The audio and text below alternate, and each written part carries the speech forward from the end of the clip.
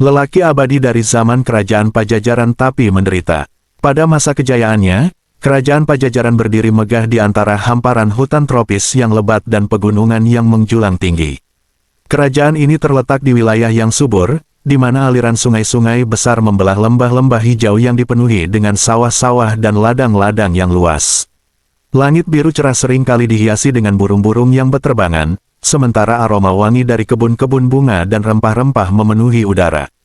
Penduduk Pajajaran hidup dalam kedamaian, menikmati hasil bumi yang melimpah dan kehidupan yang penuh makna. Budaya kerajaan Pajajaran berkembang pesat dengan berbagai bentuk seni, mulai dari tari-tarian yang anggun hingga ukiran-ukiran yang mempesona. Istana Raja berdiri sebagai pusat kemegahan, dikelilingi oleh taman-taman indah yang dipenuhi dengan bunga-bunga eksotis dan kolam-kolam air jernih. Di sana, para seniman dan sastrawan berkumpul untuk menciptakan karya-karya yang memuji kebesaran raja dan kerajaan. Rakyatnya terkenal akan keterampilan mereka dalam bertani, berdagang, dan seni pertempuran, menciptakan masyarakat yang sejahtera dan terorganisir dengan baik. Di antara para prajurit yang setia kepada raja, ada seorang lelaki muda bernama Jaya Kusuma. Jaya Kusuma adalah sosok yang gagah dan tampan, dengan tubuh yang kekar hasil dari latihan militer yang ketat. Matanya tajam seperti elang, dan wajahnya memancarkan aura keberanian yang membuatnya disegani oleh kawan maupun lawan. Ia berasal dari keluarga prajurit, dan sejak kecil telah dibesarkan dalam tradisi militer yang mengajarkan disiplin, kehormatan, dan loyalitas tanpa batas kepada raja. Jaya dikenal sebagai seorang prajurit yang tak pernah mundur dalam menghadapi bahaya. Keberaniannya dalam pertempuran seringkali menjadi buah bibir di antara para prajurit lain. Di medan laga, ia adalah sosok yang tak kenal takut, memimpin pasukan dengan kecerdikan dan kekuatan. Setiap kali ia mengayunkan pedangnya, musuh-musuhnya pasti gentar. Raja sangat menghargai pengabdian Jaya, dan seringkali memberinya kepercayaan untuk menjalankan misi-misi penting demi menjaga keamanan kerajaan. Namun, di balik keberaniannya, Jaya menyimpan ambisi yang besar. Ia tidak puas hanya menjadi prajurit yang setia, ia ingin lebih. Ingin diakui sebagai tokoh penting yang layak mendapat penghormatan lebih besar. Keinginan ini seringkali membuatnya gelisah dan mendorongnya untuk terus berusaha meraih sesuatu yang lebih tinggi. Meskipun begitu, Jaya tetap menyembunyikan ambisinya di balik wajah yang tenang dan sikap yang hormat kepada raja dan sesama prajurit. Seiring berjalannya waktu, Jaya Kusuma mulai merasa bahwa pengabdiannya yang setia sebagai prajurit tidak cukup memuaskan ambisinya. Meskipun dihormati dan dipuja oleh rekan-rekannya serta rakyat Pajajaran, ada sesuatu yang masih kurang. Ia mulai merindukan kekuasaan dan pengaruh yang lebih besar, ingin menjadi lebih dari sekadar prajurit yang berdiri di balik bayang-bayang raja. Ambisi ini, yang semakin hari semakin membara, perlahan mengikis kesetiaannya yang dulu tak tergoyahkan. Suatu hari, Jaya mendengar tentang sebuah pusaka sakral milik kerajaan, sebuah keris legendaris bernama Kiai Sangkelat. Keris ini bukanlah sembarang senjata, konon, keris ini memiliki kekuatan mistis yang bisa memberikan kekuasaan besar dan perlindungan kepada pemiliknya. Namun, pusaka ini disimpan dengan sangat ketat di ruang pusaka kerajaan, sebuah tempat yang hanya boleh dimasuki oleh raja dan resi agung. Jaya tahu betul risiko yang akan dihadapinya jika mencoba mencuri pusaka tersebut, tetapi ambisinya telah mengaburkan akal sehatnya. Malam itu, ketika bulan purnama bersinar terang di langit, Jaya memutuskan untuk melaksanakan rencananya. Ia menggunakan pengetahuannya sebagai prajurit yang sudah mengenal seluk-beluk istana, mencari celah untuk bisa masuk ke ruang pusaka tanpa terdeteksi. Jaya memanfaatkan malam itu dengan sangat hati-hati. Ia mengenakan pakaian hitam legam, menyelubungi dirinya dengan jubah yang menyamarkan keberadaannya, dan membawa sebuah pisau kecil untuk berjaga-jaga jika ada yang menghalanginya. Jaya menunggu hingga penjaga istana berubah shift dan suasana menjadi lebih tenang. Dengan langkah yang nyaris tak terdengar, ia menyusup melewati lorong-lorong istana, menyembunyikan dirinya di balik bayang-bayang pilar besar. Ia menghindari pandangan para penjaga yang berjaga di gerbang ruang pusaka, memanfaatkan titik-titik buta yang sudah dipelajarinya selama bertahun-tahun sebagai prajurit. Hatinya berdebar kencang, tetapi ia terus maju, didorong oleh hasrat yang tak terbendung. Sesampainya di pintu ruang pusaka, Jaya berhenti sejenak. Pintu itu terbuat dari kayu jati yang tebal, dihiasi dengan ukiran rumit yang menggambarkan sejarah panjang Pajajaran.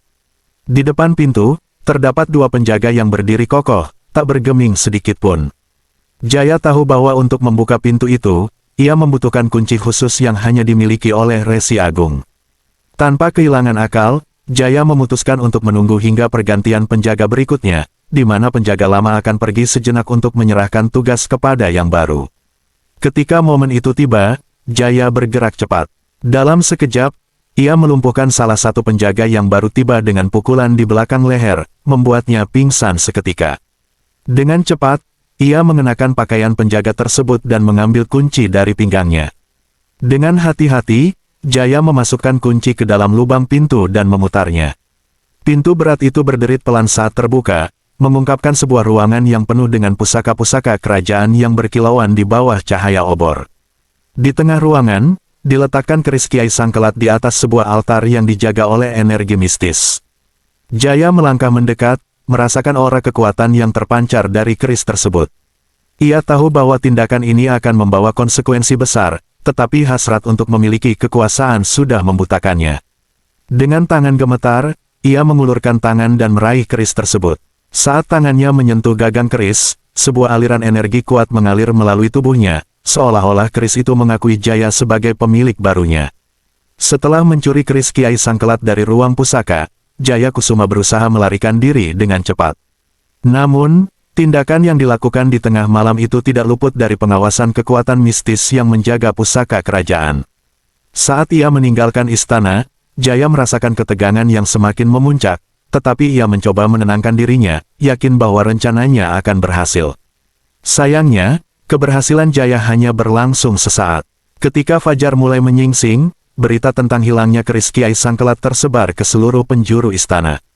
Para penjaga yang menemukan pintu ruang pusaka terbuka dan salah satu dari mereka tergeletak tak sadarkan diri segera melaporkan kejadian ini kepada para petinggi kerajaan. Kejadian ini membuat istana menjadi kacau, dan Raja Pajajaran yang mendengar kabar tersebut segera mengadakan pertemuan darurat. Jaya mencoba bertindak seolah-olah tidak ada yang terjadi, kembali ke baraknya dengan keris tersembunyi di balik jubahnya. Namun, desas-desus tentang pencurian segera sampai ke telinga para prajurit, dan mereka diperintahkan untuk melakukan pemeriksaan di seluruh penjuru istana. Jaya menyadari bahwa waktunya sudah habis. Ia memutuskan untuk melarikan diri dari istana, namun belum sempat ia keluar, seorang prajurit senior yang mencurigainya menahan langkahnya. "Prajurit Jaya, tunggu, kemana kau akan pergi pagi-pagi begini?" tanya prajurit senior tersebut dengan nada curiga. Jaya berpikir cepat, mencoba mencari alasan yang masuk akal. Aku diperintahkan untuk menyelidiki di luar istana, mungkin pencuri telah kabur ke desa terdekat," jawabnya, mencoba menutupi kegelisahannya. Namun, tatapan curiga dari prajurit senior itu semakin tajam. "Aneh sekali, tidak ada perintah seperti itu yang aku terima," ujarnya. Tanpa menunggu penjelasan lebih lanjut, prajurit tersebut memanggil beberapa rekan lainnya untuk bergabung dan mengawasi Jaya. Melihat bahwa rencananya hampir terbongkar, Jaya memutuskan untuk melawan. Ia mengeluarkan keris Kiai Sangkelat dan mengarahkan senjata itu ke para prajurit. "Jangan mendekat, aku akan menggunakan kekuatan keris ini jika kalian menghalangiku," teriaknya dengan mata yang liar. Namun, meskipun keris itu memiliki kekuatan mistis, Jaya tidak memiliki kendali penuh atasnya. Para prajurit, yang terkejut melihat Jaya membawa pusaka kerajaan, segera menyadari keseriusan situasi ini. Mereka menyerbu Jaya dengan cepat, berusaha melucutinya sebelum ia bisa melarikan diri. Dalam pergulatan yang sengit, Jaya akhirnya terpojok. Keris Kiai Sangkelat terlepas dari tangannya, jatuh ke tanah dengan bunyi dentingan yang menggetarkan. Jaya ditangkap dan dibawa ke hadapan Raja Pajajaran yang sudah menunggu di ruang utama istana. Sang Raja, yang dikenal bijaksana namun tegas, menatap Jaya dengan penuh kemarahan dan kekecewaan. "Jaya Kusuma, prajurit yang aku percayai, bagaimana bisa kau melakukan pengkhianatan sebesar ini?" Suara Raja bergema di seluruh ruangan. Jaya, yang kini tak lagi bisa mengelak, hanya bisa tertunduk. "Ampun Baginda Raja, aku tergoda oleh kekuasaan yang dijanjikan oleh keris ini. Aku telah melupakan kesetiaanku dan membiarkan ambisiku menguasai diriku," ujarnya dengan suara bergetar. Raja yang marah mempertimbangkan untuk menjatuhkan hukuman mati kepada Jaya sebagai pelajaran bagi siapa saja yang berani mengkhianati kerajaan. Namun, sebelum keputusan itu diambil, seorang Resi Agung, yang juga hadir di ruangan tersebut, melangkah maju. Baginda, hukuman mati mungkin akan terlalu mudah bagi orang seperti Jaya, kata resi tersebut dengan tenang. Bagaimana jika kita memberinya hukuman yang lebih berat, sebuah kutukan yang akan membuatnya hidup abadi dalam penderitaan, sebagai peringatan abadi bagi mereka yang berkhianat. Raja terdiam, memikirkan usulan sang resi. Setelah beberapa saat, ia mengangguk. Kutukan abadi, ujar raja. Itulah hukuman yang pantas untuk pengkhianat ini. Jaya Kusuma akan hidup selamanya, tetapi bukan dalam kemuliaan, melainkan dalam penderitaan yang tak berkesudahan. Malam itu, langit di atas Pajajaran tampak kelam dan suram, seolah-olah alam pun merasakan kesakitan yang akan segera menimpa Jaya Kusuma. Di halaman utama istana, sebuah upacara sakral telah dipersiapkan. Para pejabat kerajaan, prajurit, dan rakyat berkumpul dalam diam, menunggu saat di mana hukuman yang belum pernah terjadi sebelumnya akan dilaksanakan. Di tengah-tengah kerumunan, berdirilah Raja Pajajaran di atas sebuah panggung besar yang dibangun khusus untuk upacara ini. Sang Raja berdiri tegak dengan wajah yang muram, menatap lurus ke arah Jaya Kusuma yang dirantai di depannya. Jaya, yang kini tidak lebih dari bayangan prajurit gagah yang dulu ia kenal, berdiri di tengah-tengah altar persembahan, dengan tatapan yang penuh penyesalan dan ketakutan. Tubuhnya gemetar, bukan karena dinginnya malam, tetapi karena takut akan kutukan yang akan segera menimpa dirinya. Sang Resi Agung, seorang pemimpin spiritual yang sangat dihormati, berjalan mendekati altar dengan tenang. Ia mengenakan jubah putih panjang yang berkibar tertiup angin malam, wajahnya ditutupi dengan topeng kayu yang diukir dengan wajah seorang dewa penegak keadilan. Di tangannya, ia membawa sebuah cawan yang berisi ramuan suci, serta sebuah keris kecil yang telah diresapi dengan kekuatan mistis. Resi itu mengangkat tangannya, memberi isyarat kepada semua orang untuk tetap hening. Ia lalu menatap Jaya dengan pandangan yang dalam dan penuh kuasa. Jaya Kusuma, katanya dengan suara yang bergema di seluruh halaman, engkau telah melanggar kesucian kerajaan ini, mengambil apa yang bukan milikmu, dan mengkhianati kepercayaan yang diberikan kepadamu. Atas perbuatanmu, engkau tidak akan diberikan kematian yang mudah.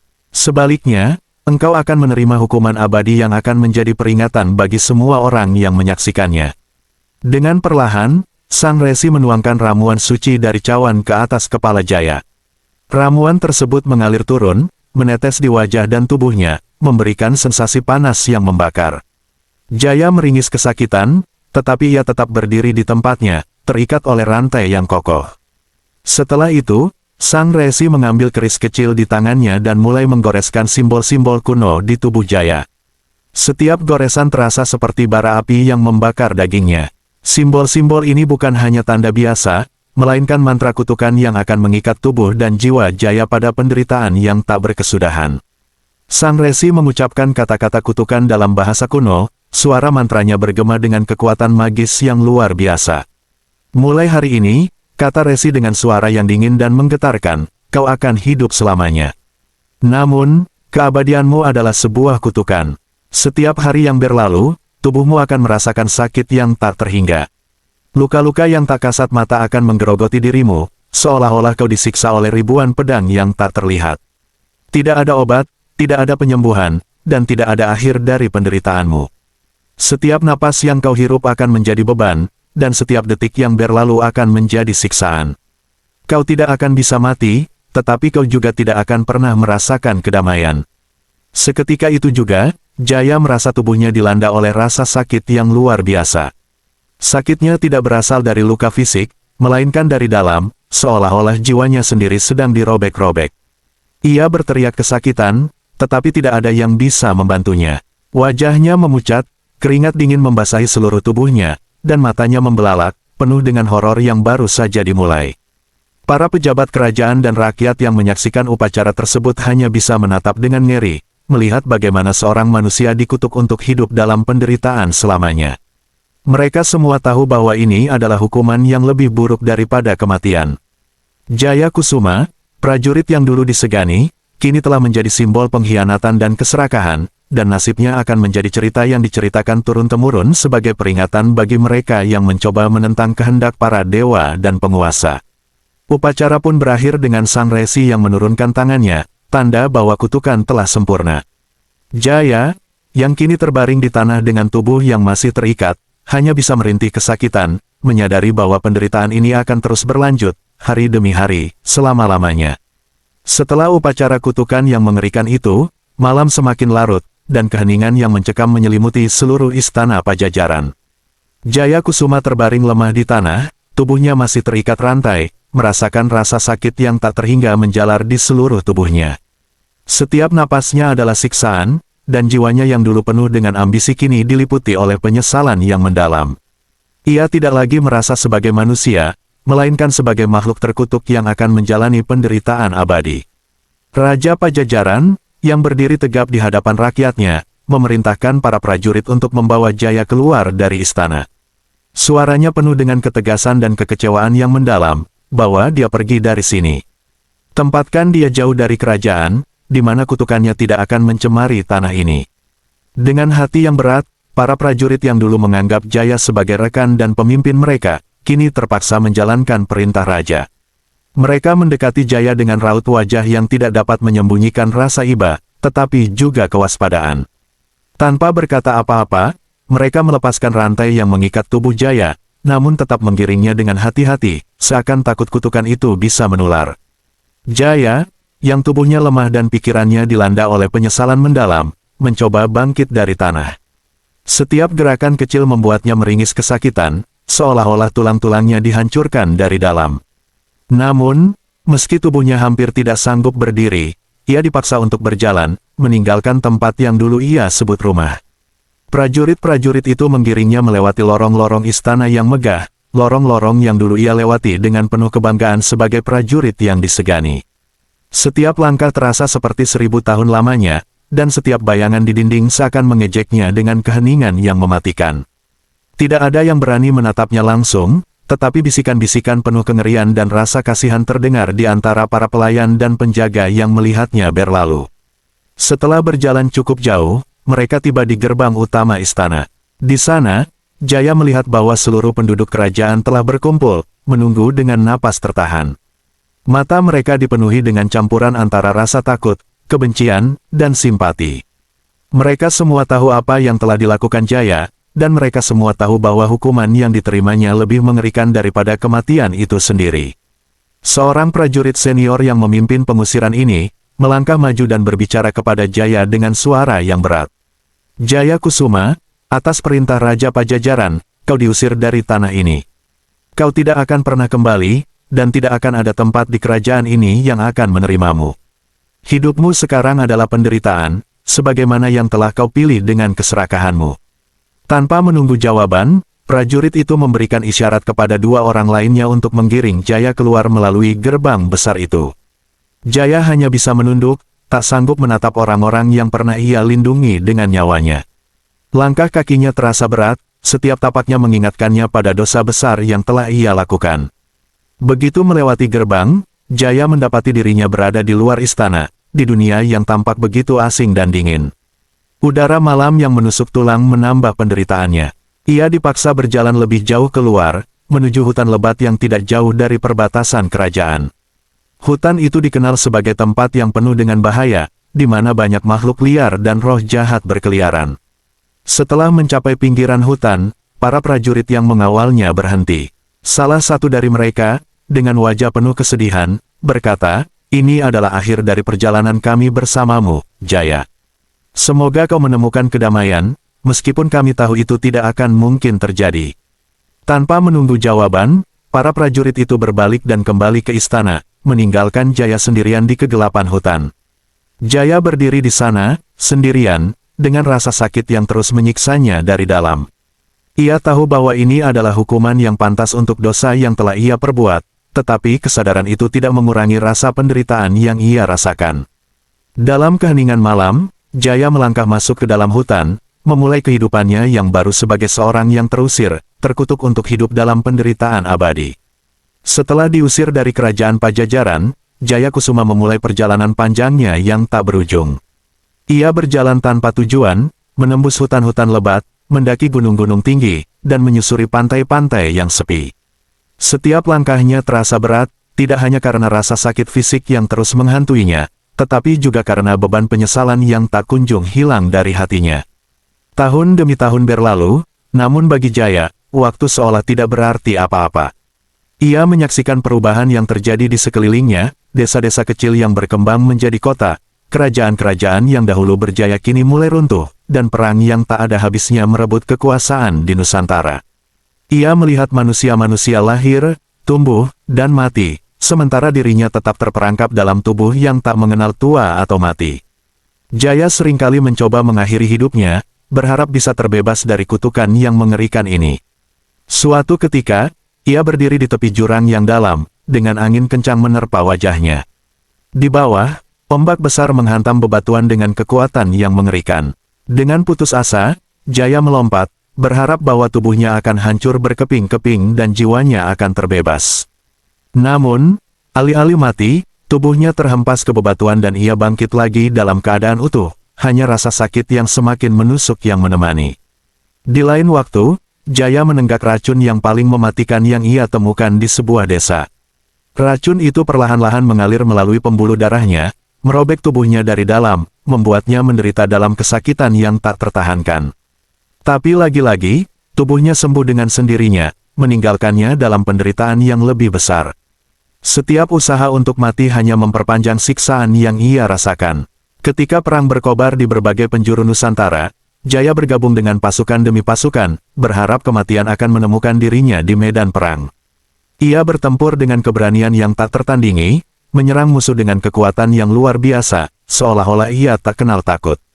Tapi, meski peluru menembus tubuhnya, pedang dan tombak mengoyak kulitnya, ia tidak pernah mati. Tubuhnya selalu pulih, seolah kutukan itu tidak mengizinkannya untuk mati di medan perang. Kemenangan dan kekalahan dalam perang menjadi tak berarti baginya, karena tak ada kemenangan sejati bagi seseorang yang tak bisa mati. Setiap kali ia terlibat dalam pertempuran, Jaya menjadi semakin terkenal. Para prajurit dan pemimpin mulai menganggapnya sebagai sosok legendaris, seorang prajurit yang tidak bisa mati. Namun, di balik ketenaran itu, Jaya hanya merasakan kesepian yang mendalam. Tidak ada orang yang tahu siapa dirinya sebenarnya, tidak ada yang mengerti penderitaan yang ia alami. Kemanapun ia pergi, kutukan itu selalu mengejarnya, membuatnya terasing dari dunia yang ia huni. Selama berabad-abad, Jaya menyaksikan jatuh bangunnya kerajaan-kerajaan besar di Nusantara. Ia melihat kejayaan kerajaan Majapahit yang begitu luas pengaruhnya, hanya untuk kemudian menyaksikan keruntuhannya. Ia melihat munculnya Kesultanan Demak, Mataram, dan kerajaan-kerajaan lainnya, yang silih berganti menguasai Nusantara. Namun, tak ada satupun dari peristiwa-peristiwa itu yang memberikan makna dalam hidupnya. Bagi Jaya, semua yang ia saksikan hanyalah bagian dari perjalanan panjang yang tiada akhir, sebuah perjalanan yang penuh dengan penderitaan tanpa harapan. Dalam perjalanannya yang panjang, Jaya seringkali merasa ingin menyerah, tetapi kutukan itu tak pernah membiarkannya mati. Setiap kali ia mencoba mengakhiri hidupnya, tubuhnya selalu pulih, meninggalkannya dalam rasa sakit yang lebih besar. Kesepian menjadi teman setianya, dan rasa penyesalan yang mendalam terus menghantuinya. Ia merindukan kehidupan yang sederhana, di mana ia bisa merasa puas sebagai seorang prajurit setia, bukan makhluk terkutuk yang abadi. Setiap tempat yang ia datangi menjadi saksi bisu dari penderitaannya. Desa-desa yang berkembang menjadi kota-kota besar, pegunungan yang dulu sunyi kini dipenuhi dengan perkampungan, semua itu hanya mengingatkan Jaya akan perjalanannya yang tak berujung. Ia merasa terasing di dunia yang terus berubah, sementara dirinya tetap sama, terjebak dalam kutukan yang tak bisa ia lepaskan. Meski begitu, Jaya tetap berusaha mencari cara untuk mengakhiri penderitaannya. Ia menemui para resi, dukun, dan orang bijak di berbagai penjuru Nusantara, berharap ada yang bisa melepaskan kutukan yang menjeratnya. Namun, setiap kali ia menemukan harapan, harapan itu selalu berakhir dengan kekecewaan. Kutukan yang diberikan oleh resi kerajaan Pajajaran begitu kuat, sehingga tak ada seorang pun yang bisa mematahkan atau menghapusnya. Pengembaraan Jaya terus berlanjut, dari satu tempat ke tempat lain, dari satu zaman ke zaman berikutnya. Ia menyaksikan dunia berubah, namun dirinya tetap terperangkap dalam kutukan yang mengerikan. Dalam kesendiriannya, Jaya hanya bisa merenung, mengenang masa lalunya yang penuh ambisi dan kesalahan, dan berharap bahwa suatu hari, kutukan itu akan berakhir, meski harapan itu semakin hari semakin pudar. Dengan langkah yang semakin berat, Jaya terus melangkah, tak tahu kemana kakinya akan membawanya. Dalam hatinya, Ia hanya menginginkan satu hal, akhir dari penderitaan abadi yang tak kunjung datang. Hingga saat itu tiba, ia akan terus mengembara, menjalani hidup yang tak pernah ia inginkan, sebuah hidup yang penuh dengan rasa sakit, kesepian, dan penyesalan yang tak berujung. Setelah berabad-abad menjalani kutukan keabadian yang menyiksa, Jaya Kusuma mulai menyadari bahwa keabadiannya tidak hanya membuatnya menderita secara fisik dan mental, tetapi juga memisahkannya dari segala hal yang pernah ia cintai. Kutukan itu tidak hanya merenggut kematiannya, tetapi juga merenggut kehidupannya yang sejati, kehidupan yang penuh dengan cinta, hubungan, dan makna. Selama pengembaraannya, Jaya beberapa kali mencoba untuk menjalin hubungan dengan orang-orang yang ia temui. Ia bertemu dengan banyak orang yang baik hati, yang menawarkan persahabatan, cinta, dan kebersamaan. Namun, setiap kali ia mencoba untuk mendekatkan diri pada mereka, Jaya diingatkan akan kutukan yang menghantuinya, semua orang di sekitarnya akan menua dan mati, sementara dirinya tetap abadi, terjebak dalam tubuh yang tak pernah berubah. Di sebuah desa kecil di kaki gunung, Jaya bertemu dengan seorang wanita muda bernama Nyi Raras. Ia adalah sosok yang lembut dan penuh kasih, seorang penenun kain yang terkenal di desa itu. Kehangatan dan kebaikan hati Nyi Raras membuat Jaya merasakan kembali apa yang dulu pernah ia rasakan, cinta dan kasih sayang yang tulus. Mereka pun mulai menjalin hubungan yang erat, dan untuk pertama kalinya dalam waktu yang sangat lama, Jaya merasakan kedamaian di hatinya. Namun, kebahagiaan itu tidak bertahan lama. Waktu terus berjalan, dan Jaya menyaksikan Nyi Raras yang semakin menua. Rambutnya yang hitam legam mulai memutih, kulitnya yang halus mulai keriput, dan tubuhnya yang dulu kuat mulai melemah. Sementara itu, Jaya tetap sama, seolah-olah waktu tidak pernah menyentuhnya. Setiap kali ia melihat perubahan itu, rasa sakit di hatinya semakin dalam, karena ia tahu bahwa pada akhirnya, ia harus menghadapi kehilangan yang tak terhindarkan. Ketika Nyi Raras akhirnya terbaring di tempat tidur, sakit-sakitan dan menunggu ajal, Jaya selalu berada di sampingnya. Ia menggenggam tangan Nyi Raras, mendengarkan suara lemah wanita itu yang berbicara tentang kenangan-kenangan indah yang mereka lalui bersama. Jaya hanya bisa menahan air mata, mengetahui bahwa sebentar lagi, ia akan kehilangan satu-satunya orang yang ia cintai di dunia ini. Ketika hari terakhir Nyi Raras tiba, Jaya tidak bisa berbuat apa-apa kecuali menyaksikan nyawa wanita itu perlahan-lahan meninggalkan tubuhnya. Nyi Raras tersenyum lemah, mengucapkan kata-kata terakhirnya dengan penuh kasih, sebelum akhirnya matanya terpejam untuk selamanya. Jaya merasa dunianya runtuh. Ia menahan tubuh Nyi Raras yang kini dingin dan tak bernyawa, menangisi nasibnya yang terkutuk. Setelah pemakaman Nyi Raras, Jaya meninggalkan desa itu dengan hati yang hancur. Ia kembali mengembara, mencoba melupakan rasa sakit yang ia rasakan. Namun, kemanapun ia pergi, bayangan Nyi Raras selalu menghantuinya. Setiap kali ia melihat pasangan yang bahagia, setiap kali ia mendengar suara tawa anak-anak, hatinya kembali terasa kosong, diingatkan bahwa dirinya akan terus hidup, tetapi tanpa kehangatan cinta yang sejati. Kehilangan Nyi Raras hanyalah salah satu dari banyak kehilangan yang dialami Jaya selama hidupnya yang abadi. Ia pernah mencoba menjalin persahabatan dengan para prajurit yang ia temui di medan perang, tetapi satu persatu mereka gugur, meninggalkannya sendirian. Ia pernah menemukan keluarga yang baik hati yang memperlakukannya seperti saudara, tetapi mereka semua menua dan meninggal, sementara Jaya tetap terjebak dalam tubuh yang tidak pernah berubah. Waktu terus berjalan, dan Jaya menyaksikan dunia di sekitarnya berubah. Desa-desa yang dulu ia kenal berubah menjadi kota-kota besar, sementara ia tetap menjadi sosok yang asing di tengah perubahan itu. Semua orang yang pernah ia kenal telah tiada, dan dirinya tetap hidup dalam kesendirian yang abadi. Dalam kesepiannya, Jaya mulai memahami bahwa keabadian ini bukanlah hadiah, melainkan kutukan yang paling menyakitkan. Setiap kali ia mencoba untuk mencintai, untuk menjalin hubungan, kutukan itu selalu menghalanginya. Ia harus terus hidup dengan rasa sakit yang semakin lama semakin dalam, kehilangan orang-orang yang ia cintai satu demi satu, tanpa pernah bisa benar-benar bersama mereka. Jaya sadar bahwa kutukan ini telah merenggut segalanya darinya, kebahagiaan, cinta, bahkan harapan. Yang tersisa hanyalah dirinya yang abadi, terjebak dalam lingkaran kesedihan dan kehilangan yang tak pernah berakhir. Ia terus berjalan, mengembara dari satu tempat ke tempat lain, namun tak ada lagi yang bisa mengisi kekosongan di hatinya. Kutukan keabadian ini telah membuatnya kehilangan segalanya, dan yang tersisa hanyalah penderitaan yang tak pernah usai. Sementara zaman terus berubah, Jaya semakin terasing dari masyarakat yang terus berkembang. Ia melewati kerajaan-kerajaan kecil dan daerah-daerah terpencil yang seringkali tidak memiliki cukup sumber daya untuk membantu orang seperti dirinya. Di banyak tempat, Jaya hanya dikenal sebagai gelandangan yang tidak diinginkan, dan ia seringkali diusir dari tempat-tempat yang dianggapnya bisa memberikan perlindungan atau makanan. Penderitaan Jaya tidak hanya berasal dari kelaparan dan kekurangan, tetapi juga dari kesepian yang mendalam. Setiap kali ia melihat orang-orang hidup dengan bahagia, memiliki keluarga, dan membangun komunitas yang harmonis, ia hanya bisa merasakan kesedihan dan penyesalan. Tidak ada yang tahu tentang kutukan yang menjeratnya, mereka hanya melihatnya sebagai seorang gelandangan yang tidak memiliki tempat dalam masyarakat. Seiring berjalannya waktu, Jaya menjadi bagian dari lanskap kota dan desa yang berkembang, tetapi tetap dalam kondisi yang sama, hidup sebagai seorang pengembara abadi yang menderita kelaparan dan kesepian. Setiap perubahan zaman membawa tantangan baru, tetapi penderitaannya tetap tidak berubah. Ia menyaksikan perubahan besar di Jawa, dari kerajaan yang berkuasa hingga pemerintahan yang baru, tetapi dirinya tetap terjebak dalam lingkaran penderitaan yang tak pernah berakhir.